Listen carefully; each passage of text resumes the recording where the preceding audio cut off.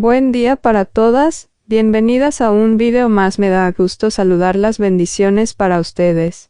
Vestidos atemporales. Estos son los vestidos atemporales y elegantes que debes tener para llevar con sandalias en primavera-verano 2025. Las pasarelas enseñan cuáles son los diseños en tendencia y altamente elegantes para combinar con el calzado insignia de la temporada. En esta nota no hay cavidad para diseños efímeros, pues nos concentramos en los vestidos atemporales que sabes que duran para toda la vida. Aquellos que por alguna u otra circunstancia logran permanecer con el tiempo y jamás desaparecen de la lista de los favoritos, esos que actualizas año con año y sabes que siempre encontrarás en los escaparates de tu tienda favorita.